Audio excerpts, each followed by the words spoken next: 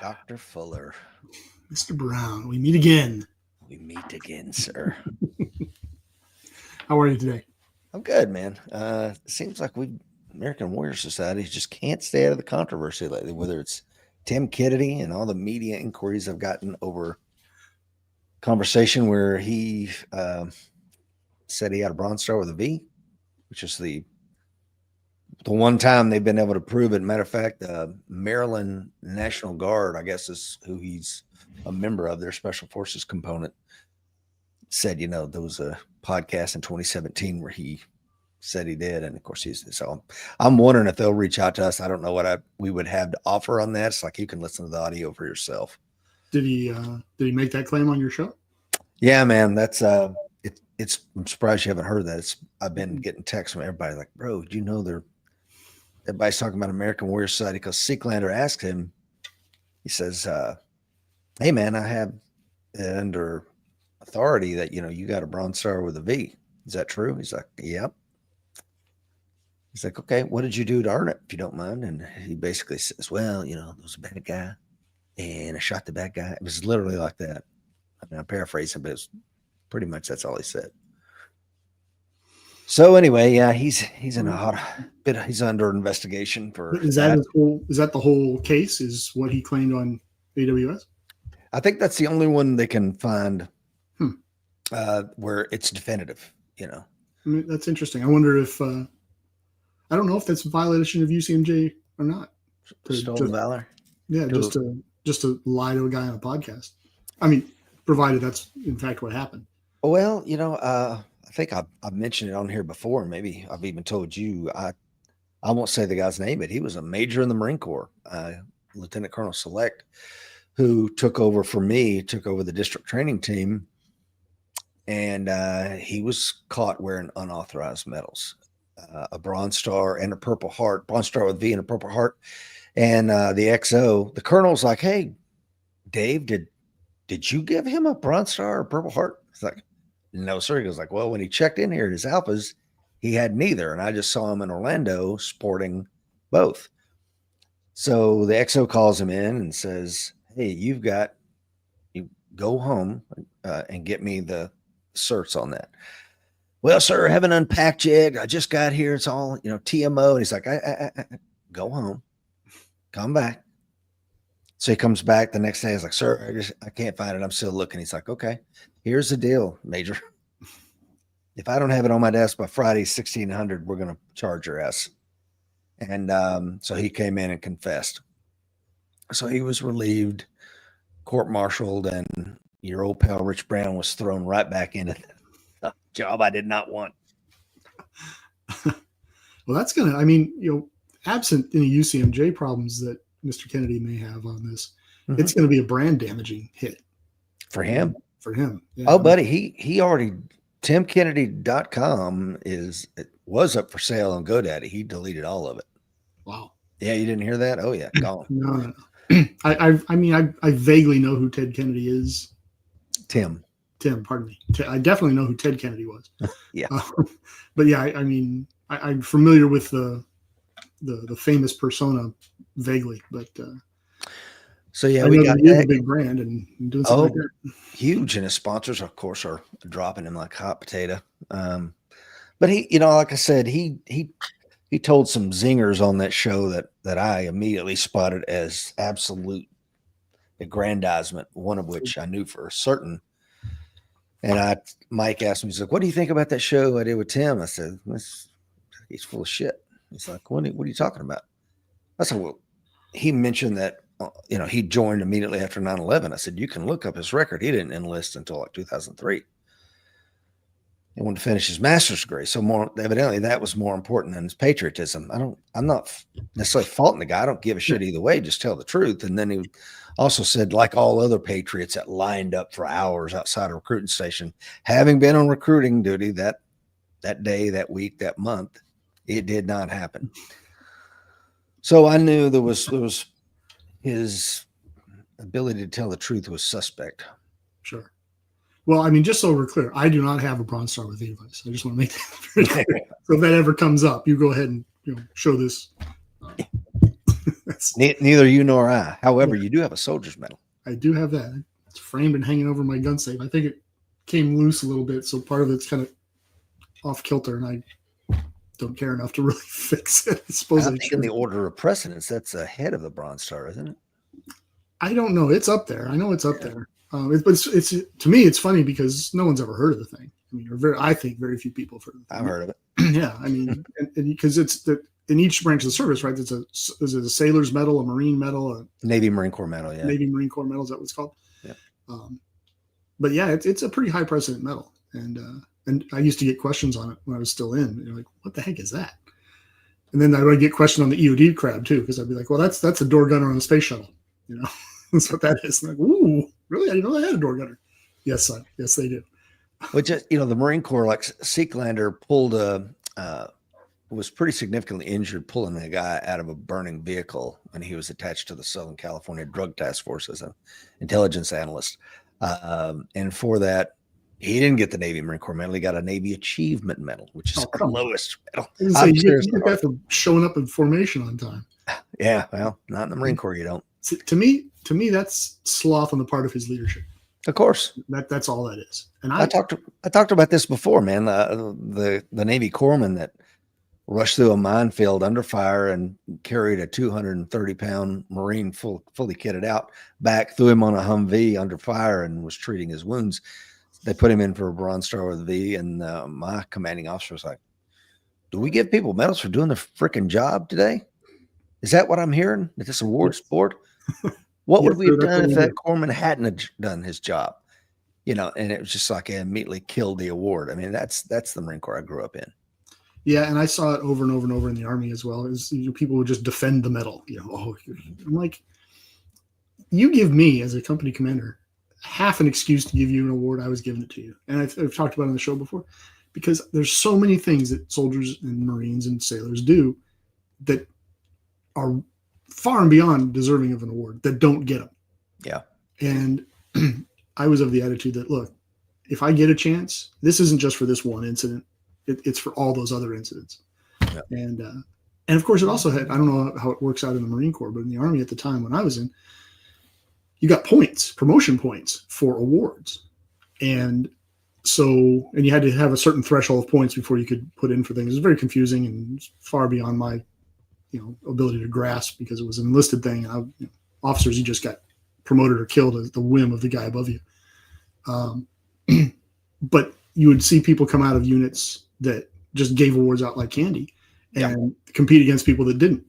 And we talked about it here too. The Big Red 1 in the Gulf War gave E5 and above. If you were there, you got a Bronze Star. Now, you didn't necessarily get a V device, but you got a Bronze Star. Meanwhile, my unit, I think we came back. I don't think anybody got a Bronze Star in my unit.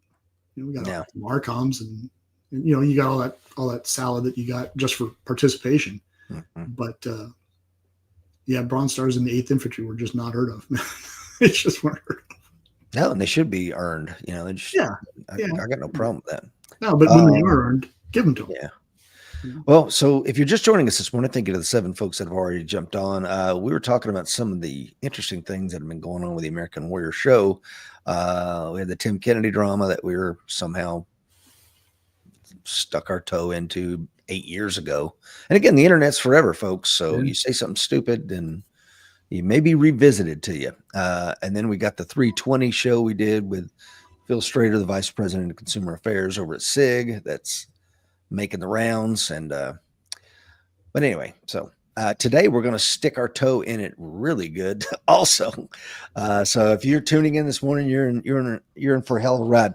And I'll go ahead and tell you, you may need to delouse at the end of this show, because it's going to be a pretty unsavory show. We're going to obviously keep it kid friendly, but just the subject matter alone is going to be very unpleasant. So thank you to Will Parker being on. Our good friend, Mr. Alan Kelly, says, good morning, gents. Coin number 1571, Occupied Virginia. Will Rhodes is on. Says, good morning, Rich and Dr. Fuller. Our good friend, Rudy Kaspar, is on. Good morning, Rudy. I'll be seeing Rudy real soon. He's coming up to Tennessee, and we're going to hit the range together. Guile is on for the Philippines. Mark is on from Australia. Mr. Michael Gentili is on. Dr. Fuller, without much further ado, my dear friend, let's get into it, man. The Unmaking of MAGA.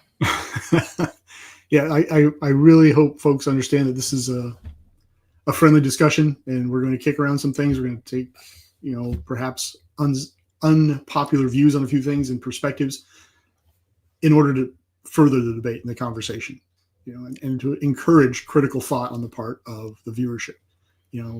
Rich is a smart guy. He's very well read. He can get lost in his library every time I go to his house. I flatter myself by thinking I'm fairly, coherent when I speak. But don't use us as your only source of information, folks. Go do your own research. This is just one data point. But that being said, it's a pretty good data point. Well, yeah, and I very fortunate to have this conversation with you, of course, with your entire career in the FBI and the Department of Justice, the fact that you were a congressional liaison for the Bureau. So you've had your toes and finger all in this kind of thing. Not the Epstein saga, but definitely the FBI. And so I'm definitely going to be leaning on you a little hard this morning as far as, what can we make out of all this? Now, fair use, copyright, YouTube, don't shut us down. None of the material is images that I own, yada, yada, yada. Let's get past that. So here's kind of an Epstein timeline. If you're not familiar with disgraced financier Jeffrey Epstein, who allegedly suicided himself August the 10th, 2019, in a jail cell in New York City. We're gonna get into him. We're gonna get into Ghislaine Maxwell. We're gonna get into her dad. We're gonna get into the Mossad. Man, we are gonna take it. This is gonna be an international show, Dr. Fuller. I hope so. Let's dig in there deep.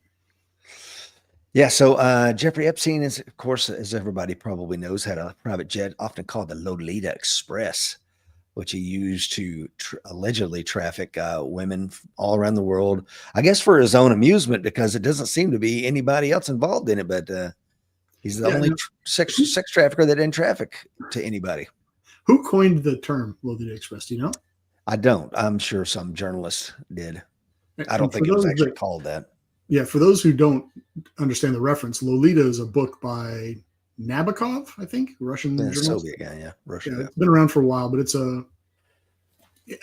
calling it a pedophilic tome is probably a little much, but it's pretty darn close. It's about I guess at best you can call it a May-December romance between it's been a long time since I read it, but a teacher and a student, I think, but a vastly underage student. So, and her name was Lolita. So that's where you get any reference to Lolita is a reference towards that book, and as a wider perspective towards underage child sex. Would you recommend that? And the reason I ask is on Audible, Jeffrey Irons, who I love as an actor and a voice performer, he reads Lolita. So I'm like, and a lot of people say you should read it. It's one of those things like, I don't know that I want that on my Audible catalog. You know what I mean? Jeffrey Irons starred in the movie. So did he? He did. So he did a really great job. I mean, it's been, 20, 30 years since I watched it. But as far as a recommendation go, before I answer, I'm going to tell you, I've read Marx, I've read Hitler, I've read Mao, I've read a lot of really distasteful stuff. I've read Fame of a Dead Man's Deeds, which is by some white supremacists. I've read Hunter and the Turner Diaries. So, I mean, I've read some really, really distasteful stuff. Mm-hmm. I would put this in that category from a technical perspective. It's well written. I mean, Russian authors, they tend to be dark and gloomy and depressing, but fairly talented. And this is no exception. So I read it because I had a professional interest. I was talking to people and they would make references to it. So I had to kind of wade through it. But I bought the hardcover or the softcover, so with cash. Because you want to get a funny look, folks. I'm here to tell you, walk up to a counter at Barnes & Noble and buy a copy of Mein Kampf and watch what happens. I mean, I don't know, if you want to be culturally wise in that regard, it's worth reading. I don't know that you need to go out and find any other books on the topic. Yeah. But would I recommend it? If I didn't have to read it for a professional reason, I don't know that I would have felt less culturally aware if I hadn't read it. Then I will skip it. Thank you, sir. a month later, after Epstein is dead, Ghislaine Maxwell, Epstein's former girlfriend, etc., is arrested and charged with aiding his trafficking ring, which implies more than one person, but that evidently is not true, according to what DOJ is now saying. Maxwell's indicted on federal charges, and she is convicted. So sex trafficking of a minor, sentenced to 20 years in prison, 5 years of supervised release, and a $750,000 fine. Now, the use of the term ring is probably the media. Yeah. And so they can define that as any conspiracy. So the ring could just stem from her working with him to be sort of a Judas goat, right? To lead these kids in. So the whole charge on her was that she was trafficking these kids for him. Mm-hmm. I don't believe there was a charge on her for sort of larger scale consumption, but I could be wrong about that. So this is what's got everybody really upset right now. And if you go to X or any social media platform, you're going to be awash in how the DOJ has handled this. And of course, it starts off with the DOJ's memo that is unsigned, undated, and just plopped down inside the DOJ website like nothing happened. And it starts, I'm not going to read the whole thing, but as part of our commitment to transparency, the Department of Justice and the Federal Bureau of Investigation have conducted an exhaustive review of investigative holdings related to Jeffrey Epstein. It goes on to say that these searches uncovered a significant amount of material, including more than 300 gigabytes of data and physical evidence. The files relating to Epstein include a large volume of images of Epstein, images and videos of victims who are either minors or appear to be minors, and over 10,000 downloaded videos and images of illegal children, sex abuse material, and other pornography. Teams of agents, analysis, attorneys, and privacy and civil liberties experts combed through the digital and documentary evidence with the aim of providing as much information as possible to the public while simultaneously protecting the victims. Much of the material is subject to court-ordered sealing, only a fraction of which of the material would have ever been aired publicly had Epstein gone to trial. This systematic review revealed no incriminating, quote, client list. We're going to come back to what that may or may not mean.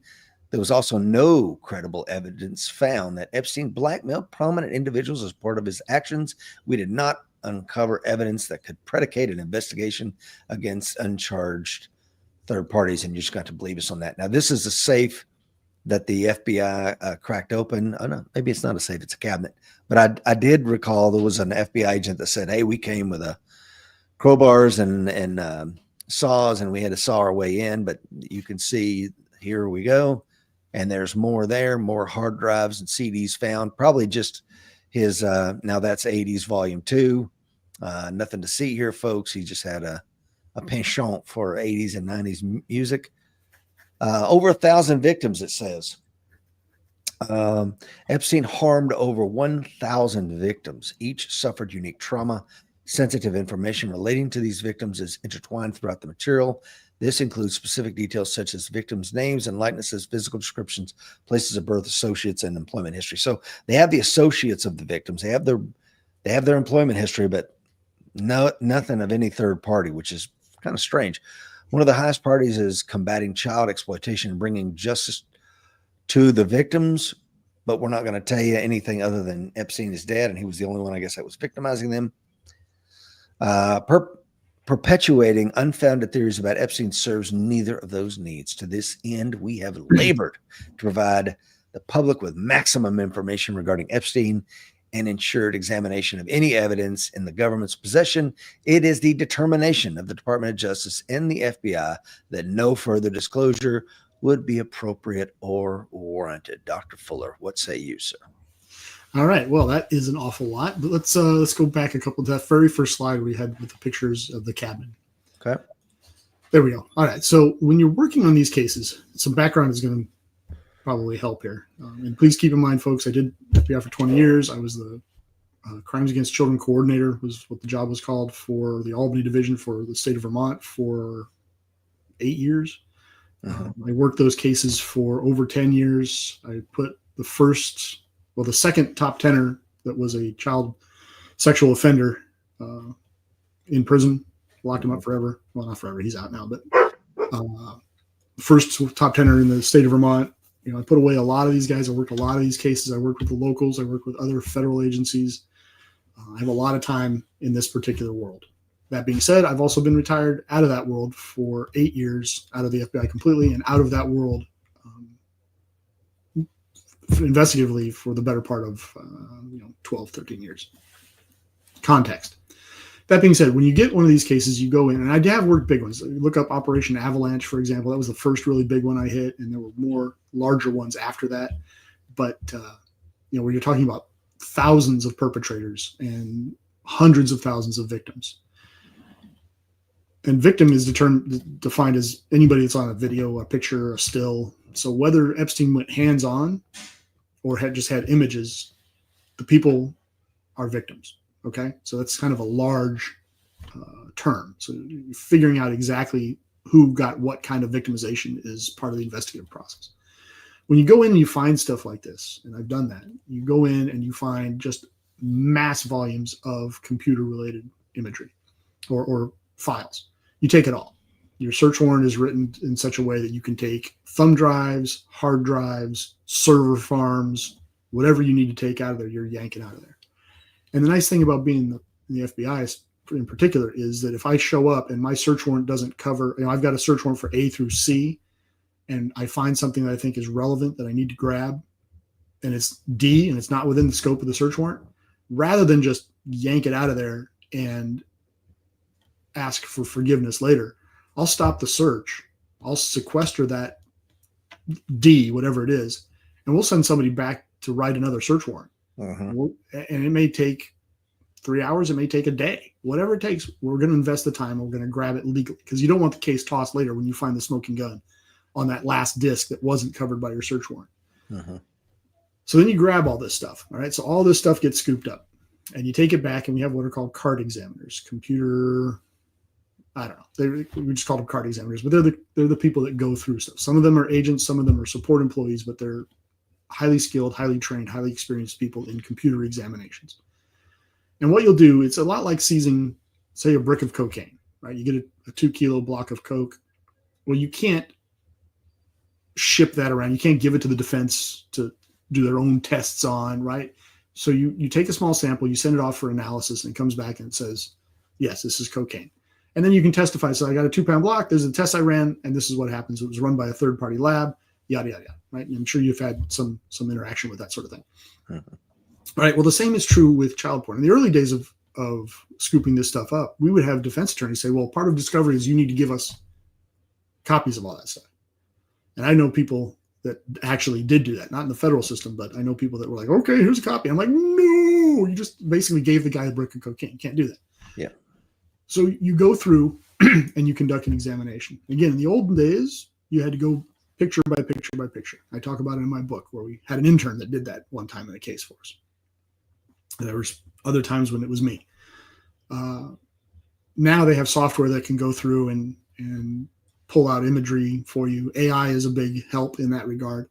But nonetheless, you go through and you look at every freaking image. Now, in a case like this, I'm sure they also went through and looked at all the text, which that kind of mass, it's going to take computer assistance. You just can't get through, what would you say, 300 gigabytes or terabytes or whatever it is. It's a massive amount of information. So you have to have the computer cull through there and find your images. I mean, it took me 3 or 4 months to do a guy that had 250,000 images. The other thing to remember is these are not, and he got that on a dial-up, by the way. The old modem. Yeah, that's all that guy did. But so these numbers where you have thousands of images are not unusual. I've never grabbed a guy that had 5. Right. Never happened. And you can get hammered not just for possession of child pornography, which is defined by 18 USC as image of a child under 18, right? So if you're 22 and you're taking pictures of your 17-year-old girlfriend, be warned. Oh, yeah. But of course, jury appeal is inversely proportionate to the age. Older the child, less jury appeal. Well, she's 17, no big deal. People get much more incensed when they're 7, and they go ballistic when they're 7 months. Don't ask me how I know. So you have to kind of figure that out. And there's a scale where I think it's Tanner scale, where you go through and you look and you can age children. Sometimes we would have pediatricians come in and age the child because they're in sentencing enhancements if there are different things. So if you're a child of tender years, for example, which is prepubescent, then bang, you get more time in prison. If there's bondage or discipline, bang, you get more time, et cetera, et cetera. Not to get overly specific, but you get the idea. But you have to make individual determinations on all of those images. So that's what somebody did. A whole team of people did. The other thing you do is when you first get those images, you copy everything. You make a copy of all of it. It's a precise copy, and you can mathematically check it with the hash values afterwards. So you're basically checking all the zeros and ones are exactly the same place. And of course, the computers do all that. And then you take the originals and you lock them up. Okay, that's the original evidence, and you know the deal with original evidence. Mr. Kelly knows the deal with original evidence. That's the best evidence. You put that away, you lock it up, and now you examine the copies. And that's what you go through. Because if you have a power surge, if somebody spills their coffee, somebody comes in and just decides they're so disgusted they beat the thing with an axe, whatever it is, you don't lose your original evidence. You go back, recopy the original evidence, and go back to work. So you're working off the copies. And then you figure out who shot John. Right? What do we have here? What are we looking at here? A guy like this, my guess is he had a lot of business records, unrelated things that aren't of interest to us. But of course, if you're looking for blackmail material, it's harder to have the computer search through it, right? You do like a Boolean search, basically, where you have the computer look for certain phrases because that volume, you just can't go through line by line with individuals. The images are a little bit easier to search. So a guy like him, he's probably going to have all kinds of videos, not only of things he did, but of the things that appeal to his purine interests. And studies have shown that if you are a pedophile, for example, or what we referred to as a preferential offender, a person who preferred underage victims, odds are you have 6 to 8 other paraphilias. So 6 to 8 other, what you and I would in just conversation would call weird tastes, what your kink is, so like there's Freuderism, for example, where people derive sexual pleasure from rubbing against another human being. And consensual rubbing, I would imagine, right? Yeah. Well, I mean, like you see it a lot in big cities, where people are on subways or whatnot, just bumping and jostling up against it. Occasionally you'll find people that get hit by buses or whatever. They go to the ER and they strip them down to fix them, and they're wearing a condom on their commute to work. And they're like, what the heck's going on here? And that's why. Yeah. It's hey, what gets people through the night? I used to think I was a pretty savvy guy until I got into this line of work. And then I just found out I was a babe in the woods. So I'm like, wow. So latex bodysuit and hitting each other with cricket bats, huh? That's the thing? All right, cool. Rock on. I don't judge as long as I said this was going to be an unsavory show at the beginning, right, Dr. Furler? But I mean, the topic, again, we need context. Yes, we do. So if people are into these things, that's all well and good until you start monkeying with kids. Oh, yeah. And this, from what I understand, he had a lot of cameras around his house. So he may very well have only been videoing himself and what he was doing with these kids. Now, that may be still a chargeable offense. I'm not saying that that's what's happening. I'm just telling you, if you want to go down the government's path, my guess is this is what you're going to see. You're going to see a lot of video of him, maybe video of him, shooting the breeze with people at parties. Maybe he doesn't turn the cameras on for that. But it is not uncommon for people who are preferential sex offenders to video, much like a serial killer will take a trophy. These people will take a trophy. Yep. And it's very funny because it's such a need-driven behavior that when you go to search, and I've had this experience multiple times, where I show up at Rich Brown's house and say, look, I don't have enough information to get a search warrant, but I'm here to talk to you, do a knock and talk.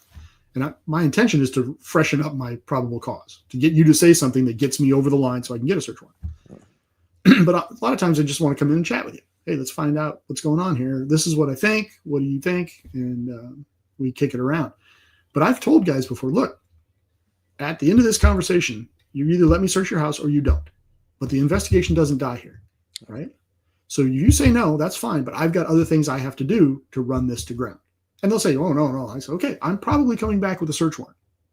Okay, I will be back here with a search warrant, and I'm going to look for your child pornography.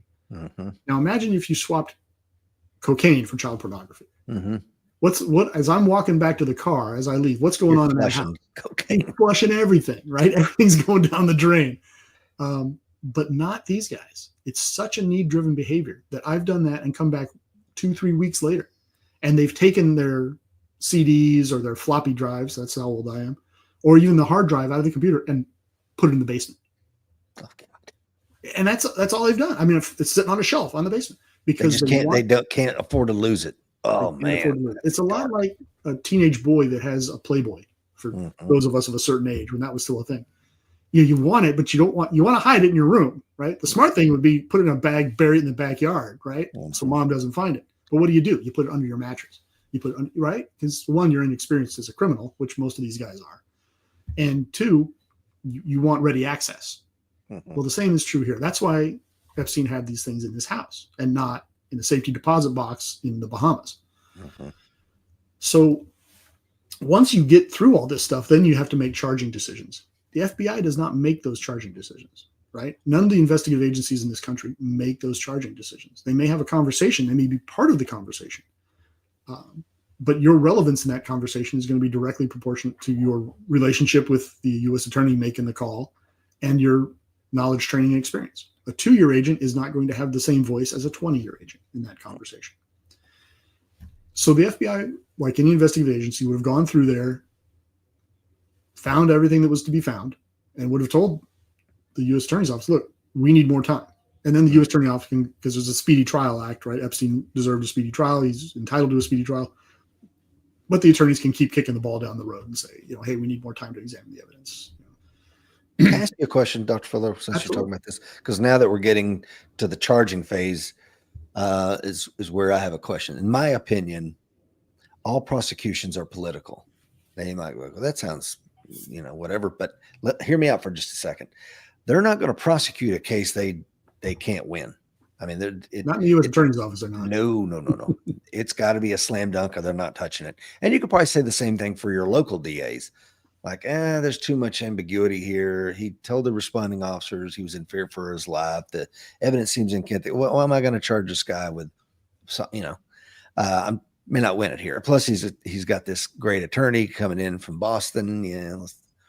Now, if I may interject, my experience has always been the U.S. Attorney's Office. If it's not a 99.9% surety, they're going to kick it back to the investigators and tell them, go find more, go find more, go find more.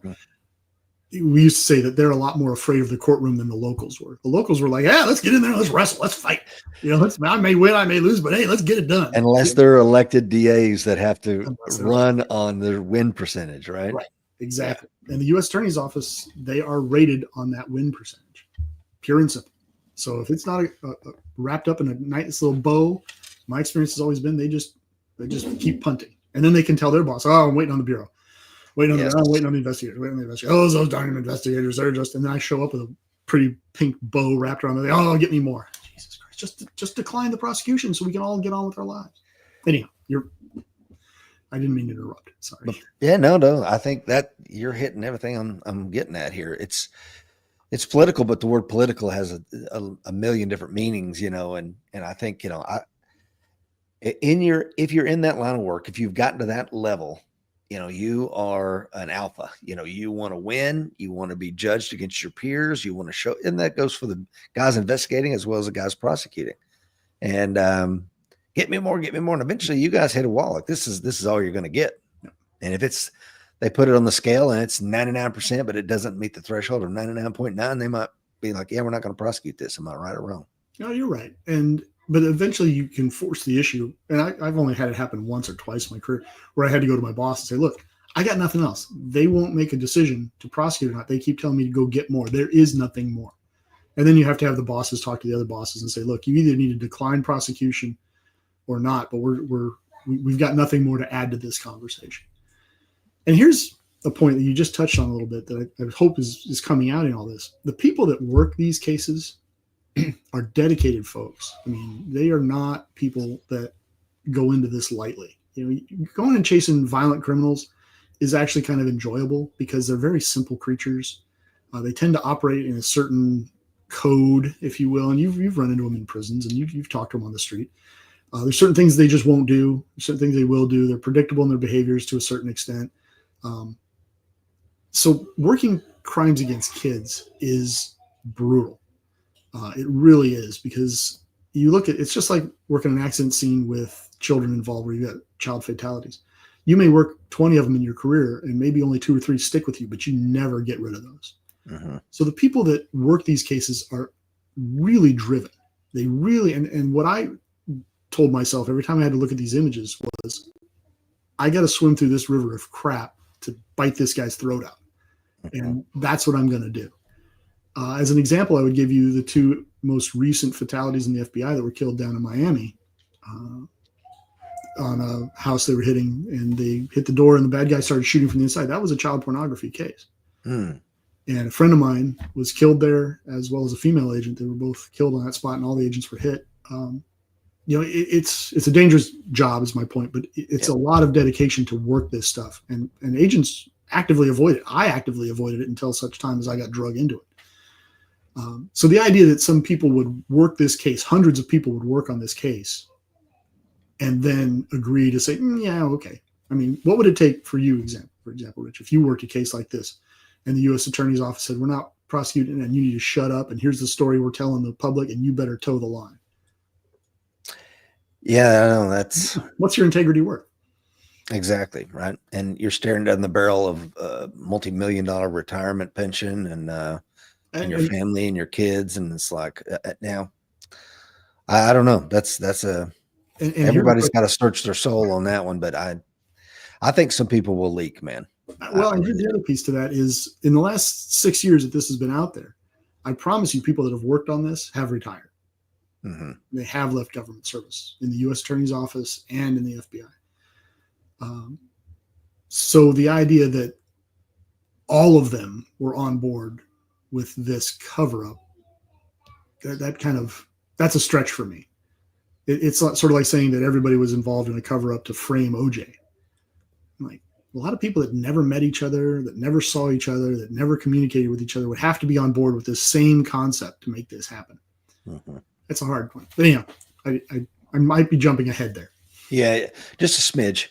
And that's okay, because I think you set the stage incredibly well. And we're going to go deeper into this. So this is the part of the memo where they talk about how Epstein died by suicide, further supported by video footage from the common area of the special housing unit, the SHU, aka the hole, where Epstein was housed at the time of his death.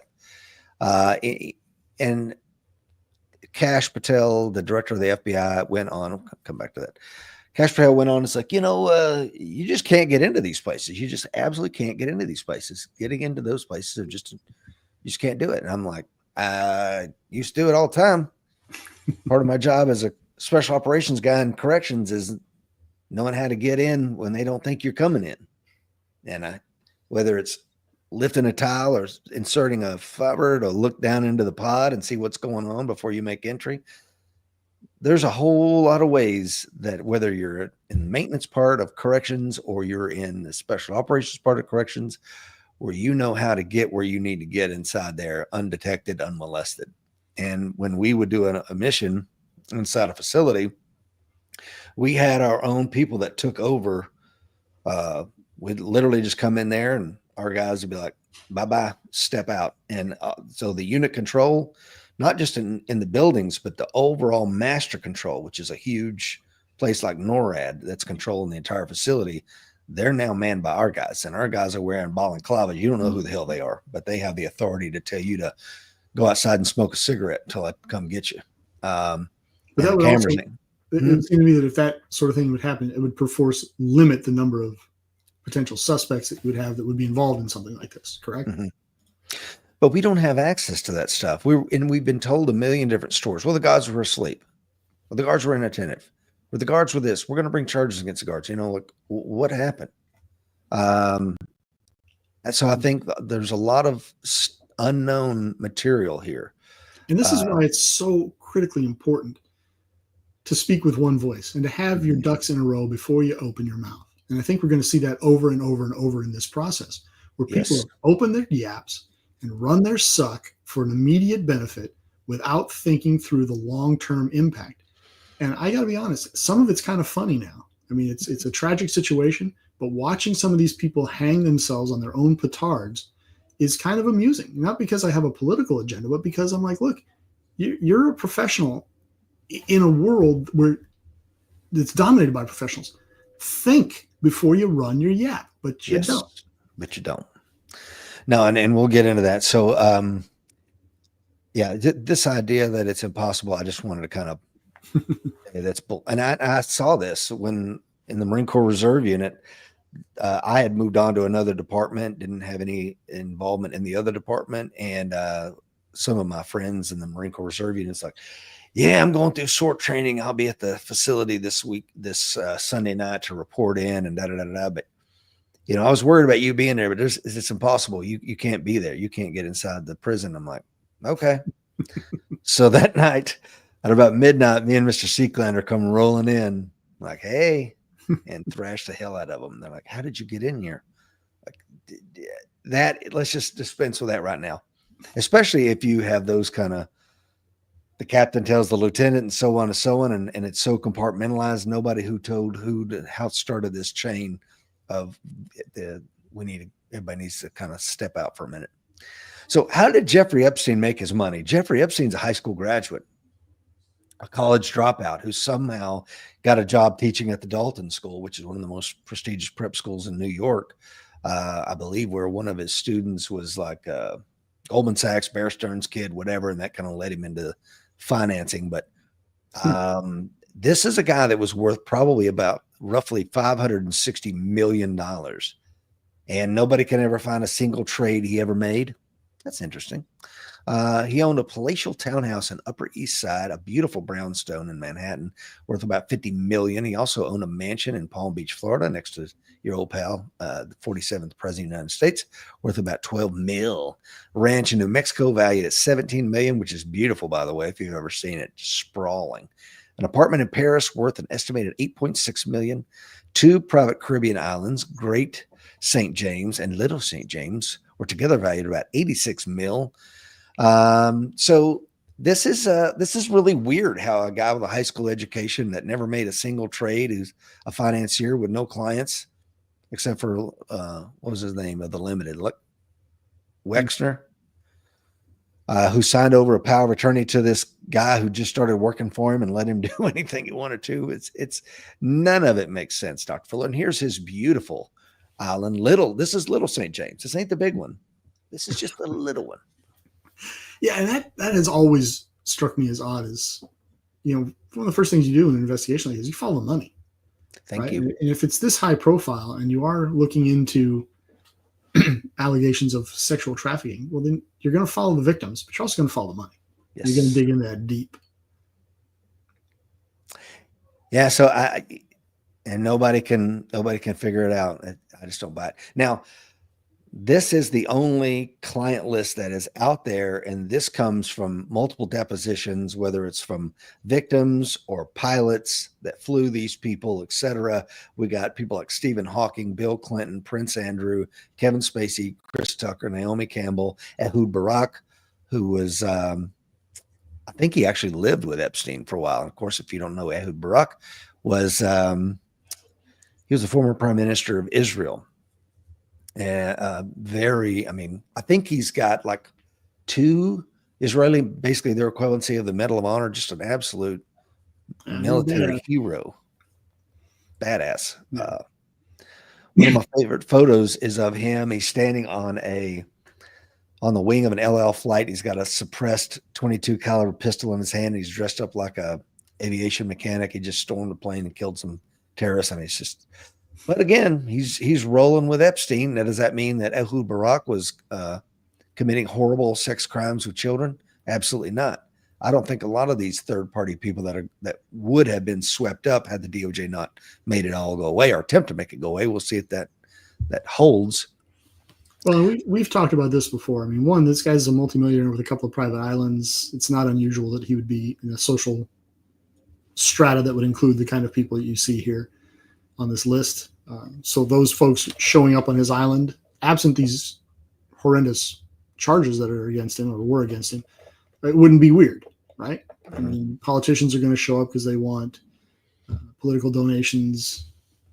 Naomi Campbell is going to show up because maybe she's paid to be there. Maybe she just wants to hang out on an island. I'm sure there's millionaires and billionaires inviting her to islands all over the place. So the fact that these folks are on the islands isn't particularly odd. Of course, in context, it does engender some questions. And of course, Prince Andrew, got spanked for his participation out there. But you've got to be real careful throwing names around in a situation like this, as we've talked about before, because the mere whiff of being associated with child pornography and child molestation is life-changing. Yes. Right? It's impactful. I mean, it's bad enough for guys like you and I. It would be economic devastation for someone on that list that you just showed, for example. Again, if you said, I just have a hard time believing that this is a guy that we know he had his brownstone in Manhattan wired for audio, video, and that is every room. And I would imagine the New Mexico place in Paris, all of it was the same. And of the gigabytes that were pulled out of there, over 300, and that's just the ones that were pulled out. Did they do anything with the one in Paris? Did they do in New Mexico? Little St. James, I just have a hard time thinking that it was only Epstein ever, always, period, full stop, and not at some point a third party went into a room and got a very untoward massage from perhaps an underage masseuse. Right. And this is where I think things get really, really tricky, because you're Epstein. You have Giselle Maxwell out there pimping for you or doing her Judas goat thing. She's bringing in girls. I'm running the party. I'm looking to build up my stock with these movers and shakers, right? In my world. Mm-hmm. Am I checking all the IDs? Yeah, I just trust Giselle, right? This is my defense. She brings me people, I don't check IDs. I just make the assumption. I'm guilty of trusting too much. That's my problem, right? Nobody was forced to do anything. And of course, the girls that show up, they all have their own motivations. I don't know that coercion was ever, that charge was ever made, but I'm sure that there was some, threats perhaps, or maybe there was coercion. I don't know. But so now you've got a party, and I'm TC full of the rich guy, and I'm on the island. I'm partying it up, and I'm half in the bag, and there's some, young girl rubbing up against me, and I'm 65 years old, but I'm loaded, so I'm used to that kind of behavior. And you know what? Let's go in the back room. Now, even if there's no video, I come out of that room the next day, and I see Mr. Epstein. He gives me a smile and a wink and a nudge. Hey, how'd you have a good time? And I say, hey, I had a great time. 6 months later, he calls me up and says, hey, I could really use some help on this. Did you have fun at that party? I did have fun at that party. Let me hook a brother up. It may be as simple as that. Yes. With not a threat uttered, with not anything other than, I went to this party. I had a great friggin' time. And I, did my thing with whoever I did my thing with. And there is no list. Epstein keeps that in his head, right? Yep. Or maybe he just keeps the flight logs. Oh, yeah, Kevin was here.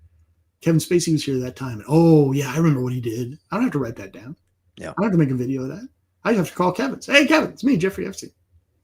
And Kevin knows what the hell happened, right? Oh, yeah. And even if I just took some happy snaps, he's standing on the beach. I'm standing on the beach. Hey, remember that time you were here for that weekend? Because he's going to remember not just that happy snap picture, but what happened at 2 a.m. on that island. Mm-hmm. So my point isn't that none of this happened. My point is that, is it chargeable?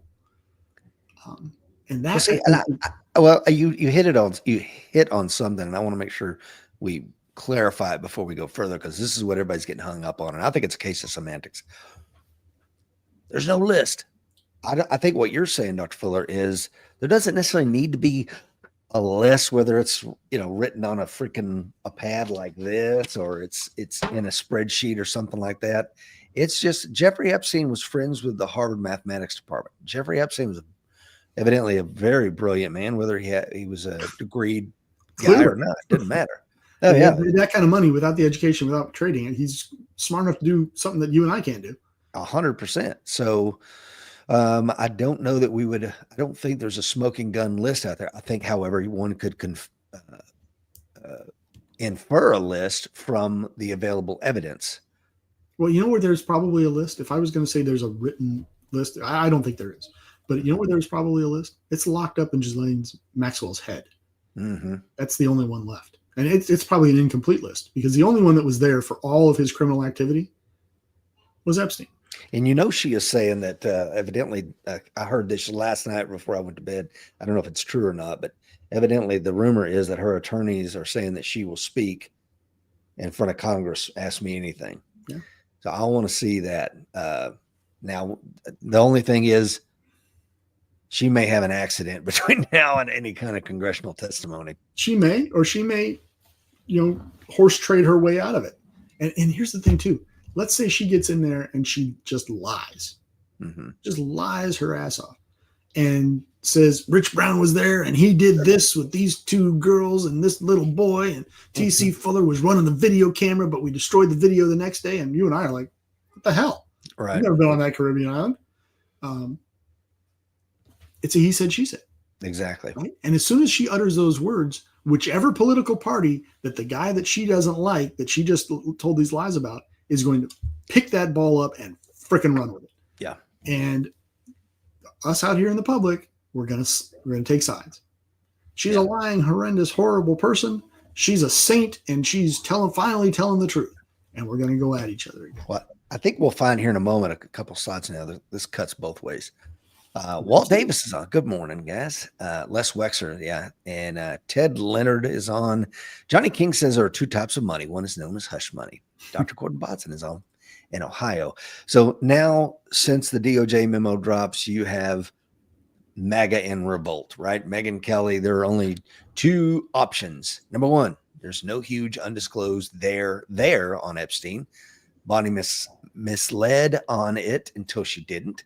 And Trump is quick to forgive a loyal soldier for being desperate to get on TV. Or number two, there's a scandal that's being covered up and it's at his direction. This is Epstein trending on Google, folks. You see the flat line and then the memo drops and it's only getting higher from here. Related topics, as you can see, I pulled this last night from Google. It's talking about the missing minute on the video, Wired Epstein.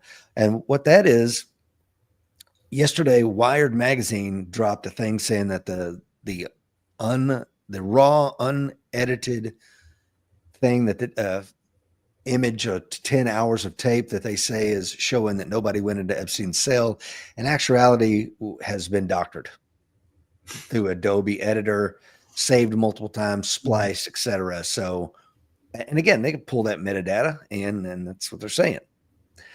So I want to get into this real quick. This guy, Ellie Cohen, you ever heard of this cat? Mm-hmm.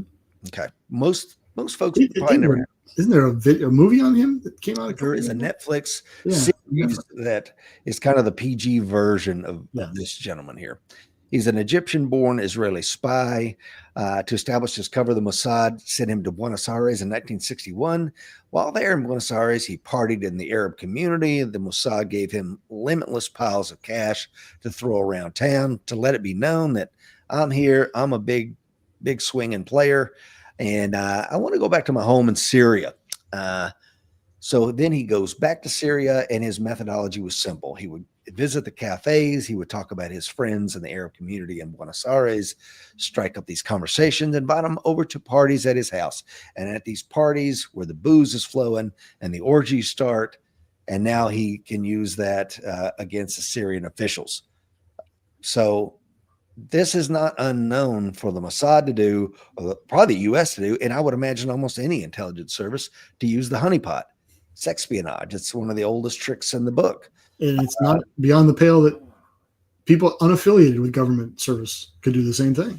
100%. These, whether it's BlackRock or NVIDIA, once you get companies that are that massive with that much at stake, yeah, man. I mean, let's be honest.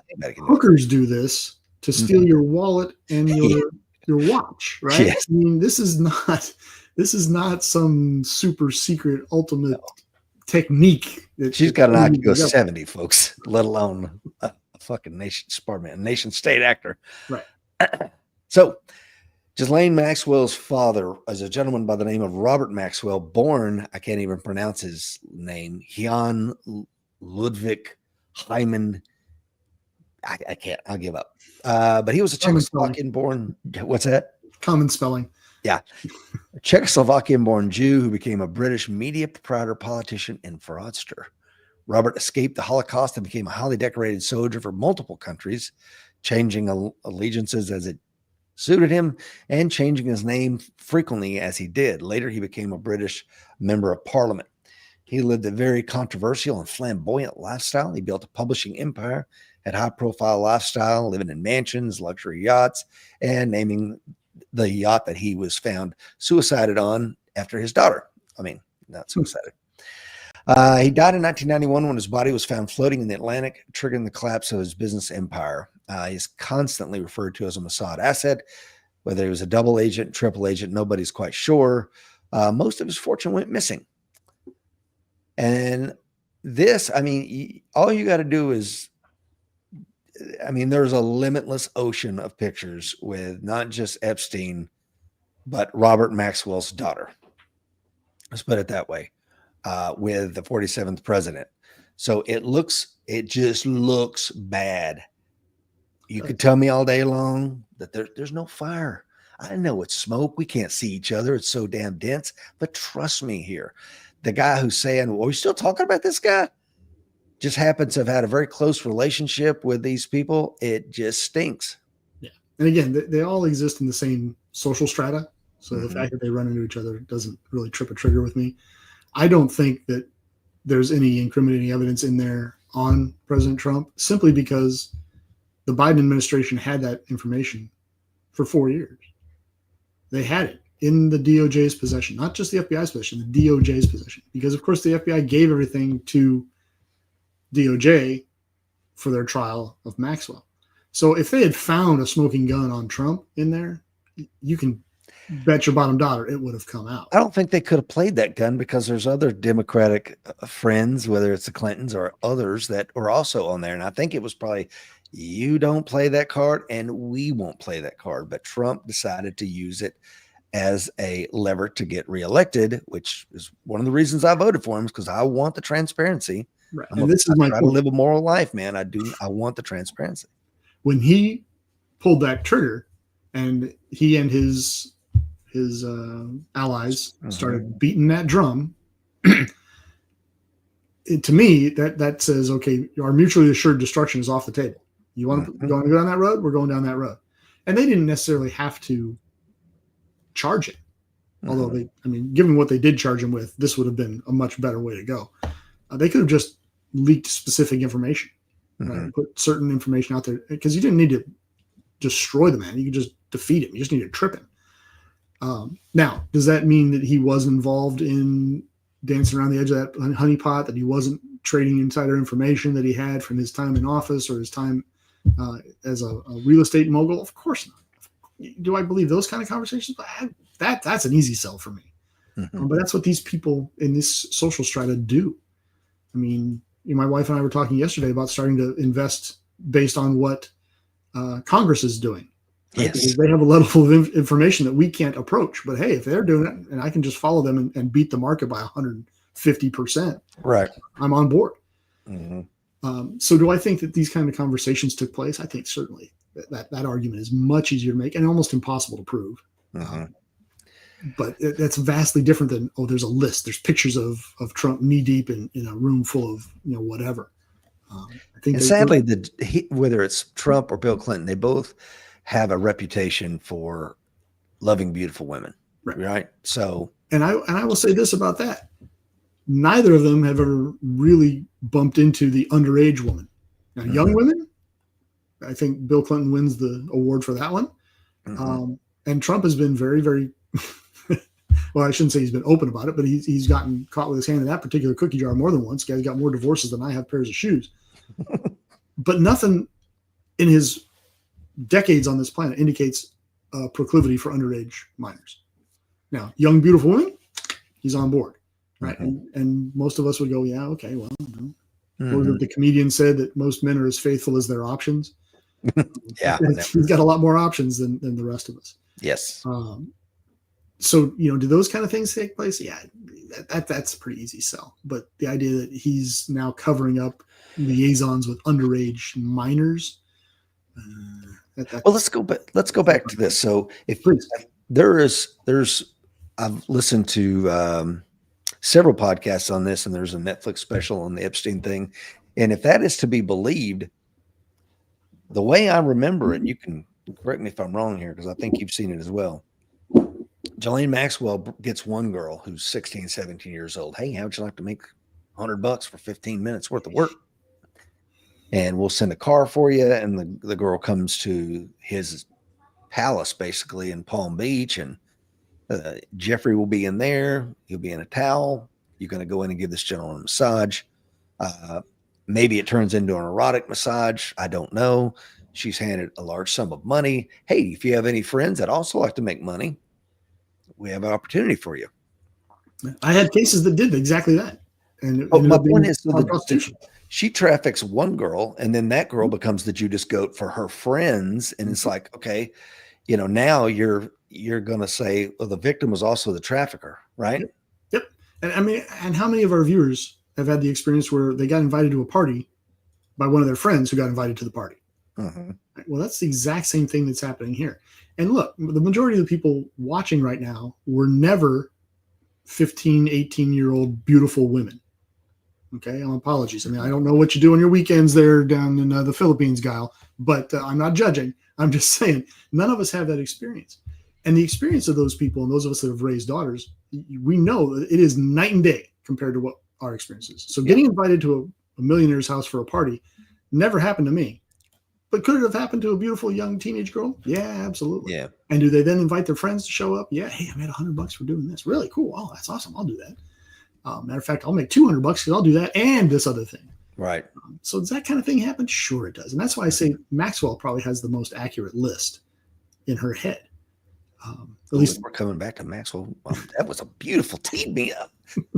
I'm with Will Park. This comment right here. I don't care whose name's on the list. And again, he's using that term broadly like I am this morning. If the transparency burns shit down, I don't care. And I will 100% agree with you. Michael Gentile says, gee, who could possibly believe that Israel might seek political leverage to ensure U.S. coverage? Wow, shocker. Yeah. Mm-hmm. So this is the one when she was on the run. There was charges out there for her. Nobody could find her. Paparazzi seemed to have bumped into her at a cafe. Oh, actually at an In-N-Out Burger. And she's reading a book. And the paparazzi made it clear that the book she was reading was the Book of Honor, The Secret Lives and Deaths of CIA Operatives. That same day, or maybe a day before that, a review was posted about the book on Amazon. Says a comforting read after personal tragedy, August 15, 2019.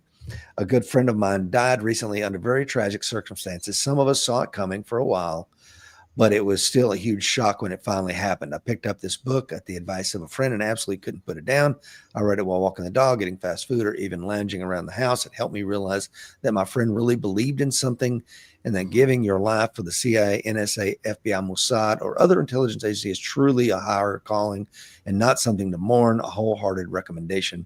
And that was the Amazon user G Maxwell. Probably, so again, I could write that damn review and post it. I understand that. However, this was the book she was reading. She's trying to send a message, perhaps. I don't know. It's just one of those data points. Or the photographer, made the troll account and put out the fact that was the book. It's such deep waters and so confusing. It's simply hard to fathom through. But it speaks to our difficulty in getting to a point where people can be charged. Mm-hmm. There's what you know and what you can prove. There's what you think and what you can prove, right? And those, I think we get so wrapped up in the passions around what we think, and we're so bifurcated as a country that we dive into a Brobdingnagian mess like this with all this information, and we just start picking the things we want to believe. And here's what I'll say. I'll publicly say it, and I'm going to challenge you, Dr. Fuller, to be part of it. Rich at AmericanWarriorSociety.com. Give me creds, $1 million, 6 weeks, and 12 dudes, and I'll hand you prosecutable cases. And I'll put my hand on the Bible. I will give you that. And I will, first person I'm going to call for his consultancy is Dr. Fuller. Excellent, because I have very affordable rates. Yeah. But you can't tell me I can't bring a single case. God, gee whiz, guys. Yeah, Bull crap. and I get it. I hear what you're saying. And I guess my default position is to believe the cops. I'm not hearing it from cops. I'm hearing it from the DOJ. Now, Right. of course, they've got the FBI symbol on there. I want to bring the case agents forward, put them in front of Congress, and let's see what they say. And I guarantee you, they'll say, "Yeah, I gave him a case. The U.S. Attorney didn't want to do it under pressure from Pam Bondi's office." That could well be true, Yeah. but your odds of getting those agents in front of a camera to do that kind of testimony is almost nil. Yeah, and it could be, they can put them behind a screen so we don't see their faces. But I'm going to go over a couple things here. This is from an obvious left-wing lunatic, but he says Trump thinks people are following him. No, they're following an idea that someone could take on the establishment and the elites and set an unjust system right. I never believed he was that guy, but I understood the frustration that led people to believe that he was. But now when he does the same thing as the rest of the elites, it's a mask off moment for him. His base is not interested in another slick politician pretending to be one of them and then not delivering. That's what they were rebelling against. Now, and I think this is it. Once you have complete breakdown in the faith of your social institutions, anything's possible. Whether it's a revolt, King Louis's head goes rolling across, the ground. I mean, civil war breaks out. There's no belief. I mean, I can do whatever I want. I might as well. There's nobody's in charge anymore. Yeah, and you spoke about this on the show recently, that a lot of the Soviet actions, when they were taking actions against the United States, were simply to break down belief in the system, break down our faith. And I'll be honest, it's worked. Whether it's intrinsic to the American experience or it has the result of outside actors, the faith in the U.S. government since Watergate has been eroding. So for the last 50 years, that's been plummeting.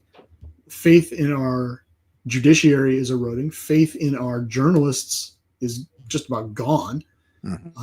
So these are pillars that we need to maintain this society. Like them or not, an honest journalistic profession fueled by passion and integrity is critical to the functioning of a free society. Propaganda arms of the various political organizations are not, and yet that's what we have now. We have activist judicial members that are causing problems across the board. When the Democrats are in charge, the Republican judges have caused problems. When the Republicans are in charge, the Democrat judges cause problems. We have a grossly overempowered Supreme Court. The Supreme Court has way too much authority, but of course, as we talked about before, they've stepped into the gap that's left by the legislature not doing it. That's exactly right. We have a legislature. Vacuum. Yeah, it's a vacuum, and nature abhors a vacuum, right? What's the current popularity rating for Congress? 19%? If that. And it's been that way for 30 years. So if you want to see precursors for the collapse of a society, dare I say empire, you're seeing them now. And this kind of erosion in our faith in our institutions makes something like the Epstein case possible. I mean, we were talking about the Netflix movie about this case, based on a book, as I pointed out to you yesterday, by James Patterson. Came out a year after, or not even a year after Epstein killed himself, after Epstein died. James Patterson's a fiction writer. All right. I mean, he's made millions, and he writes a fiction novel like every 15 minutes. It's amazing how fast that guy churns them out. Well, yeah, he writes an outline and then hands it off to somebody. I'm sure at this point, I'm sure he does. But you'd have to. My God, who has that kind of time? Yeah. But it's such a believable story because we are so distrustful of our organizations. We are so distrustful of these pillars of our society that when you see something like Epstein, you go, "Yeah, this is a cover-up. It's got to be. It's got to be. Got no choice." Yeah. And there's a couple other things. So, I mean, the social media is just doing amazing things right now with this whole thing. Breaking Democratic Republican Ru Khanna, I don't know if I'm pronouncing that right, just filed an amendment demanding a floor vote to dump the entire Epstein dossier into the public domain with no redactions. The public will see who votes yes and who votes no on the dump. Elon Musk, of course, the world's richest man, says this is a very big deal. What the hell kind of system are we living in if thousands of kids were abused? The government has videos of the abusers, and yet none of the abusers are even facing charges. Of course, Pam Bondi, of course, has really hung herself with this comment. The Epstein client list is on my desk. I think she said for review. And now it's like, what desk? I don't know what you're talking about. Yeah. And this is my point. I mean, first of all, with Musk, I mean, it's the assumption there is the government has videos of abusers. Right? If that's true, then he's got a point. If it's not true, then his point falls apart. Bondi, I think, really stepped in it. And it's funny, as you know, my wife's an attorney, so any chance I get to poke at attorneys, I childishly jump on. And my point to her is that, you know, there are good attorneys and there are bad attorneys. And Bondi, when she came out and said what she said, it's on my desk for review, I'm getting ready to release it. That was just a dumb thing to say. Any attorney worth their salt would have known enough. And we've all heard them talk. We've all heard attorneys say things without saying anything. Right? Well, you know, I've looked at the information and I've got additional reviews to go on to see what's actually there. And after all these years, I finally got a hold. It's a lot of information. She could have said an awful lot without saying it's on my desk. Right. I'm going to release it. Because now you got to live with that. You can't walk that. Internet's forever, folks. We said it here before. And you and Kash Patel and Dan Bongino and a lot of other folks in the Trump camp, in the MAGA camp, made a lot of hay off of things like, you said this, well, now you got to live with it. And now they're finding that they've got to live with it. And, you know, Bongino's floating, you know, he's got a trial balloon out there about resigning. You know, and I could see him doing it because it'd be, suddenly he would seize the moral high ground with his constituency, right? I couldn't stay there any longer. It was, you know, just offended my morals. Or he could stick around and go to President Trump and say, look, this really upsets me. I'm really not cool with this, but because of my loyalty to you, I'm going to stay. He wins either way. And he's sitting on $150 million. So, I mean, the guy could get fired tomorrow and crawl under a rock and live a better life than you and I put together. Oh, yeah. But they're all kind of, as you point out in the topic of the show, they're scurrying because of they've said things that they now have to live with. Yeah. And there are a lot of the whole campaign. Right. This is the whole campaign. And they whip this passion up. Yes. Right. They spent years in the outs, in the 4 years waiting to come back, whipping up this fervor, whipping up this passion, fanning the flames of Rich Brown, thinking this is disgusting behavior and we can't have this kind of cover up. My people that I'm going to vote for are morally righteous and superior to their opponents. And that's why I'm going to vote for them, because they're going to make this, amongst other things, right. And then they get in there and find out, oh shit, all those things we said ain't there. And now we got to live with, do we make stuff up? Well, we can't do that. So now we got to live with the fact that we've been screaming that there's a problem. And now we get here and we go, well, there's really not the problem we thought there was. Well, here's my opinion. I think that, and again, this uneducated opinion, I think what you're going to get is we kill this investigation of these third parties that may or may not be on camera doing inappropriate things with underage females. And you know what you get peace in the Middle East, because if we drag the Mossad in and other folks in, and it destroys the Netanyahu's government and all this other crap, then all the peace deals just goes away. And now we've got them slinging nukes at each other. And I'm being a little bit over the top, but my point is, or we can let this just kind of fade away and take some political heat for a while, and we get to keep the peace agreements that we got going on there. And that may or may not be what's happening, but that's the kind of decisions that when you're in that office, Republican or Democrat, you're being paid to make. You know, and is it fair? Is it right that they would, you know, horse trade with sexual abuse? No. Has it happened in the past? Yeah.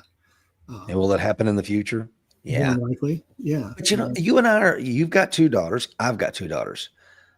So, I mean, at my core, and I'm sure you as well, and anybody watching and listening later, find it so damn reprehensible that I'm with Will Parker. Burn it all down. You know, we have to put an end to this. And if not on the 47th administration, when Newsom takes over in 2028, are you kidding me? Well, he's got a gun now, so Oh yeah, I saw that. God, are you kidding he's a me? 2A guy now. I mean, come Oh on. please. A couple more things here. So again, as you alluded to, Dr. Fuller, Deputy Director of the FBI, threatening to resign over DOJ's handling of Epstein files. Top U.S. official says both FBI Director and Deputy sign off on the memo, claiming there was no client list.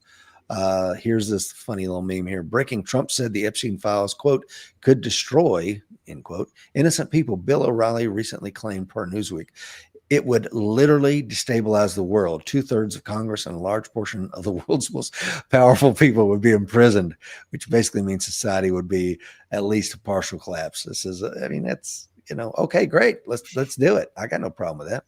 Well, given the state of the society that we're in, I can absolutely understand that people that have that perspective and say, it needs to get burned to the ground. But of course, it's just not going to happen. We can't afford to let it burn to the ground, because then all of a sudden we start to starve.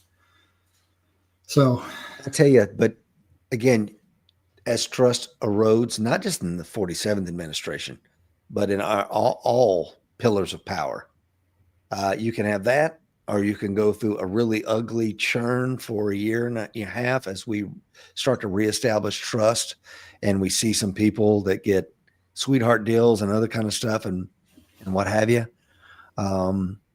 Or we can just continue, I can just continue to fiddle as this thing burns to the ground, And imagine if the impact, if one of the people that's on that list, let's say there is a list, or there were people that were doing these horrible things. Imagine the impact if one of them came out and said, I need to confess. Mm-hmm. And they threw themselves on the mercy of the court and didn't ask for a deal. Said, you know what? I did what I did. Here's what I did. And then they started naming names, that person, without a deal in place, without what we used to call a 6E letter in the federal system, where you confess to your crime, you're going to get sentenced, but you work off time by cooperating with the government. Imagine the impact that would have. Yeah. Of course, you're talking about a bunch of folks who's probably one defining characteristic is narcissism. So yeah, probably not a lot of that going to happen. Yeah, I mean, who goes into politics except for a narcissistic sociopath? And I don't mean it as I don't even necessarily look at narcissistic sociopaths as bad. I'm kind of in that position. Like we need some of them sometimes. You know what I'm saying? Sometimes they need them, man. Matt Walsh says, I come back from vacation to learn that Epstein apparently wasn't an international child sex trafficker, even though he was arrested for being one. There is no client list, even though the attorney general said that she had it on her desk. He didn't kill himself, even though the video proving this point was edited. No prominent or powerful people are implicated, even though dozens of them flew on his plane to his pedophile island.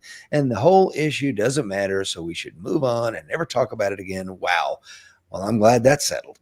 And of course, as I alluded to earlier, according to Wire, metadata analysis by Wire revealed that the DOJ's full raw Epstein prison footage was edited using Adobe Premiere Pro, stitched together from at least two clips and exported multiple times. And of course, this is the original photo that came out from the DOJ showing his prison cell with the crime tape where the body was found. And then we're told that, no, this is actually the door. Well, it's not the same damn door. So again, get your crap together, folks. This is clown show. What are we doing? So Sarah says, let's break this down. The top law enforcement agent in the United States of America said she had it on her desk, a list of the world's most powerful people who are having sex with minors. Then the president's top advisor and richest man in the world, Elon Musk, said President Trump is on the list. The attorney general now says the list does not exist, was never on her desk. No more questions, please. Last one here. President Trump's Justice Department and FBI have concluded that they have no evidence that Jeffrey Epstein blackmailed powerful figures, kept a, quote, client list, or was murdered, according to memos detailing the findings obtained by Axios. And Brian Allen says, why did Epstein, quote, kill himself if he was an innocent man with $577 million, zero clients, and no evidence against him? Why is Ghislaine Maxwell in prison for 20 years for sex trafficking kids with him? You don't go from it's on my desk to it doesn't exist unless someone powerful is on that list. Spoiler alert, it's not Biden. It's also interesting to me that you don't hear, everybody I hear that's really upset about this is on the right politically. you don't hear the left picking up the cry that Trump's on the list. And I'm wondering why that might be. I'm not saying, I'm not taking a position on that. I'm just curious as to, it would seem to me a pretty simple political football for them to pick up and run with. And they haven't. Food for thought. I think you're muted, Rich. Yeah, I was just saying that. Isn't that weird? I thought the same thing. Like, none of the left media outlets are saying anything. Trump gave them a big sharp stick to stab him with, and they're just like, look over here, American Idol season 27. Like, Beyonce's got a new album. Yeah, Virginia Guffrey tweeted back in 2019, right not long after Jeffrey Epstein suicided himself, said, "I'm making it publicly known that in no way, shape, or form am I suicidal. I have made this known to my therapist and GP." I don't know what that is. If something happens to me in the sake of my family, do not let this go away and help me to protect them. Too many evil people want to see me quieted. Of course, she suicided herself about a month ago in Australia. And I think, is this a message to the other accusers? We can get to you. You may think you're living on a farm in Australia and you're safe from all this stuff. And guess what? You're not safe from this stuff. Again, I don't know. I'm just giving you the information, folks. You make your own mind. But this is what I'm doing from now on out. FBI monitoring my activity? Nope. My VPN location is set to Epstein Island, so they no longer care what I do. And then this, of course, from Donald Trump, man, over the weekend. Whoa, this is brutal, man. They are there's like 99% negative comments, and there are tens and tens and tens of thousands of comments going, you can't just do this. I voted for you, and now you're telling me that these files were, this is what he says, written by Obama, crooked Hillary, Comey, Brennan, and losers. You're blaming them on writing this stuff? You campaigned on this stuff. I voted for the man twice, 3 times, whatever it was. And I can't believe this is happening almost. This is a Kennedy level conspiracy moment. And I don't think it's going to go away anytime soon. Your thoughts? It's going to be with us as long as the Kennedy assassination debate is going to be with us. And that's another thing, right? I'm going to declassify those files as soon as I get in the office. It's said by him and by Kash Patel. As soon as I get in there, I'm throwing it out in the public sphere. Crickets. And this is my point earlier. You can't run your mouth and say these things. You just can't, because you either have to do it or you further erode confidence in that position and in you as an individual. You ran on these things, and the right doesn't seem to have as short a memory as the left for some things. Yeah. And this isn't some minor thing where you said, well, I'm not going to break any speed laws, and now I'm breaking speed laws. This is a big deal. Yeah. It's all a very big deal. And the way it's been handled it's just amateur hour. It just really is. And this is what I say to you constantly in our private texts and messages. Don't you miss the days when the adults were in charge? Yeah. I really do miss the days when you had grown-ups in charge on both sides of the aisle. We don't now. Even when you say that, I immediately think back to Reagan. But even there, he had to come out and go, "There's some things going on that I just didn't know about." And you either at least he said it. I mean, I'm not saying that's an excuse or a pass, but at least he got up and said it. Yeah. Right. Now, here's, of course, Donald Trump Jr. Show us all the Epstein client list now. Why would anyone protect this scumbag? Ask yourselves this question daily, and the answer becomes very apparent. He tweeted that 2 years ago. Now his dad is tweeting, stop talking about Epstein. Oh, boy, it's not good, and it ain't going away anytime soon, and he is going to be hammered, and the right is going to lose the midterms next year, and here we go, the downward slide into oblivion. Yeah, it's I would fully expect to start seeing the houses of Congress flip in the next election. Sure. And that will, in essence, make President Trump a lame duck for the last 2 years of his administration. So, was it worth it? You beat this Epstein drum amongst others and got elected, but then you failed to follow through in a loud and public fashion. And you're gonna only end up with 2 years of real governance. And to your point, Rich, you made that very clear a year ago. Hey, they're only going to get a year or 2 years before the house is going to flip, and then what are you going to do? Especially when you do stuff like this, man. You ran on this. There's a 9-minute and 30-second clip. I'll see if I can't throw it in there. I was going to show the whole thing because it's phenomenal. And you see Kash Patel on various podcasts and his swagger. And there's a list. My friends are telling me there's one, bro, blah, blah, blah. And so's Bongino on his show. You're talking to a guy who's seen it. I've been on the inside. I've seen it. Swaggering around. And now they look like there's no list. No.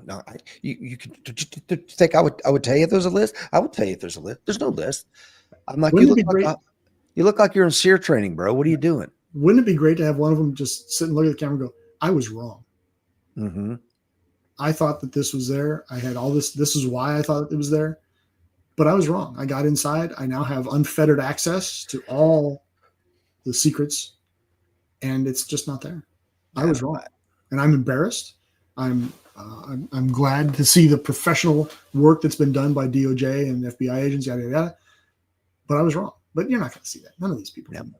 You'll see. I hope you'll see Bongino come out and hey, NDAs be damned. I've got a great team of attorneys. If it costs me all my $150 million, I'm going to fight this. This is morally reprehensible. That was done to these 1,000 young girls that were trafficked and abused by these elite men, and here's the truth. And don't hold your breath. Yeah. Oh, absolutely not. He'll commit suicide before that. They're already saying, he's really distressed right now. He hasn't had a lot of time. So they're teeing up the fact that he's going to off himself. And that's just, you heard it here first. There's because somebody was saying, he's him and his family, they're struggling right now. They might also be just teeing up a resignation. Yeah. I'm just saying. I'm way on the nefarious conspiracy. No, Dr. Fuller's he's my straight man this morning. In fairness, a guy like that, he resigns. The first thing I think is, dude, you were in the Secret Service. You told everybody how long you were in Secret Service and NYPD and whatever else you did, but you couldn't handle this gig that you swore up and down you were ready to handle. And the word I'm getting from friends of mine up in DC is he has learned how to lead from drill sergeant movies, so I don't know that he would be missed if he did decide to resign, but I think if he spins it right and resigns, it'll catapult him to the top in terms of his media empire and what he does post government job. His book deal, I mean, it would right. They'll pay him millions before it's ever written, and then they'll give him somebody to write it for him. Yes, I'd be gone. Yeah, in a heartbeat. Well, even if I didn't know of a conspiracy, if it just smelled like a conspiracy, which it obviously does. I mean, come on, man. Well, you grew up in a world where appearance of impropriety was a phrase, right? And where comporting yourself with honor is a thing. Again, one of them comes up and says, "Look, it's not there. There's nothing. There's a lot of smoke, but there's nothing of substance, no chargeable information. But I'm still going to resign because I feel as though I got this job under, nefarious circumstances, under false circumstances, however you want to phrase it. I can't, in good conscience, continue to occupy this position of trust and confidence when I've so clearly erred." And who wouldn't applaud that? Yeah. Who wouldn't say, well, okay, you're a dumbass, but good for you. You corrected the behavior. But again, it won't happen. The Article 134 for fraternization, between a commissioned officer and an enlisted member, I want to say part of the things is just an appearance of impropriety. It is. It just looks bad. Okay, well, that's enough. You're convicted. And if we're going by that same standard, this just looks bad, and shame and discredit upon the service, conduct unbecoming. These are very nebulous terms. Yeah. But they're terms that you and I grew up living under. Yeah. So again, the appearance of impropriety. Not saying President Trump did anything with anybody. Let's be clear. I still like the guy. I'm not regretting my vote yet. But if we're talking about the appearance of impropriety, we have the appearance of impropriety, and somebody needs to answer for it. You just can't say the guy was a creep, and I don't want to talk about it anymore. Like, no. And that's why I specifically use these, because you can see Miss Maxwell and Trump are dressed differently. So these are multiple times they're around each other. This isn't a one-off. Somebody invited them to a party. Oh, clutch my pearls. I didn't know they were going to be here. No, this is obviously the social circle you moved in. And you could see her as she's the daughter of a very famous, wealthy member of parliament who has access to the royalty. And there's 1,000 reasons why a man like Trump, a narcissistic sociopath, undiagnosed, would want to hang out with. And she just happens to be the girlfriend of this wealthy financier worth hundreds of millions of dollars. I understand that, but put it all out there. Put it all out there. There's nothing to hide. Get it out. But again, given the personalities that we're talking about, it's just not going to happen. Yeah, it simply isn't. I mean, look at Bill Clinton. I did not have sex with that woman. And he's sexual relations. Sexual relations. He did not have sexual relations with her. And he wanted to debate what the definition of is, right? So these are people that caught red-handed, hand not in a cookie jar, but in a bear trap. Will say, I'm not caught. My hand's not in a bear trap. There's no bear trap. What are you talking about? Why are you so mean? Why are you coming after me? This is politically inspired. Now let's talk about that, because he has a point on that. But no good investigator with a day on the job would ask, is there a relationship between you and Miss Monica Lewinsky? They would never say that. They would say, is there now, or has there ever been an inappropriate relationship between you and Miss Lewinsky? To which he would be cornered. But when his lawyers probably wrote those questions that he got asked. But a smart lawyer is going to say what's inappropriate. How do you define these terms, right? Trust me, I lose arguments with an attorney all the time. Every day. You just aren't. And Bill Clinton's a lot of things, but a dumb attorney is not one of them. No. He's good at what he does. He's very good. He was the AG of Arkansas, wasn't he, Dr. Fuller? He was the AG. Yeah. So he was an experienced political operative before he ever set foot in D.C. And not a dumb man. He's a very good politician. But he has a penchant for young girls, does he not? So it would appear. He has a weakness. That's all. He's a type. Yeah. So. Well, I've had you on here an hour and 32. All I'm doing is letting you see into this life a little bit more than what's out there. On the Netflix special is decent. It's worth your time. But if you really want to take a deep dive into Robert Maxwell, his ties with the Mossad, what his daughter may or may not have been up to prior to meeting Mr. Epstein, I would encourage you to check out Daryl Cooper's 5.5 hour odyssey into the Epstein thing. It is a dark, ugly thing. And I hate that this administration is going to be the one to bury it. If it was going to be an administration to bury it, I just really hate that it's this one, because we're going to feel the repercussions on the right for potentially decades to come. Yeah. And look, folks, don't be surprised. I mean, have you heard anything about Hunter Biden's laptop in the last 6 months?